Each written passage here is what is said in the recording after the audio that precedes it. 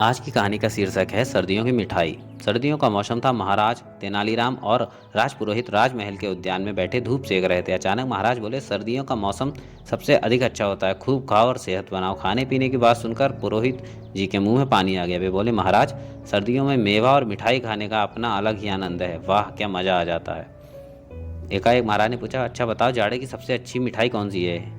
एक थोड़ा है महाराज, हलवा, मालपुए, पिस्ते की बर्फी। पुरोहित जी ने इस उम्मीद में ढेरों सारी चीजें गिनवा दी कि महाराज कुछ तो मंगाएंगे ही। महाराज ने तेनालीराम की ओर देखा। तुम बताओ तेनालीराम, तुम्हें जाड़े के मौसम में कौन सी मिठाई पसंद है? जो मिठाई मुझे पसंद है वह यहाँ नहीं मिलेगी महाराज। महाराज ने उत्सुकता से पूछा, फिर कहाँ मिलती है और उस मिठाई का क्या नाम है?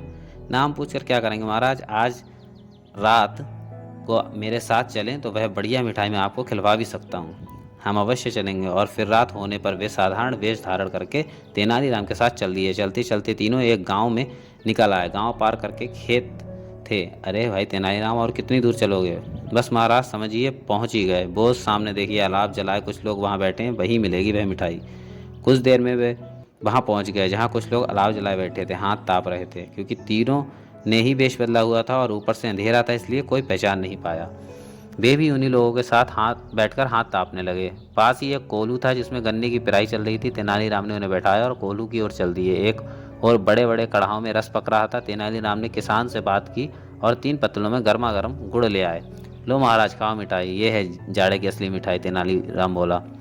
महाराज ने गर्मा गर्म गुड़ खाया तो उन्हें बड़ा स्वादिष्ट लगा। वाह, वे बोले, यहाँ अंधेरे में ये मिठाई कहाँ से मिली? महाराज, यह हमारी धरती पर पैदा होती है। क्यों पुरोहित जी, कैसी लगी गर्म गर्म मिठाई? राजपुरोहित ने भी कभी गर्मा गर्म बनता हुआ गुड़ नहीं खाया था। वे बोले, मिठाई तो वाकई बड़ी स्वादिष्ट है।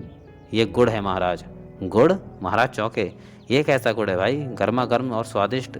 ये गर्मा गर्म है, इसलिए आपको और अधिक स्वादिष्ट लग रहा है महाराज। वास्तव में सर्दियों की मेवा तो गर्मी है। रसगुल्ले बड़े स्वादिष्ट होते हैं, मगर सर्दियों में आपको इतने स्वादिष्ट नहीं लगेंगे।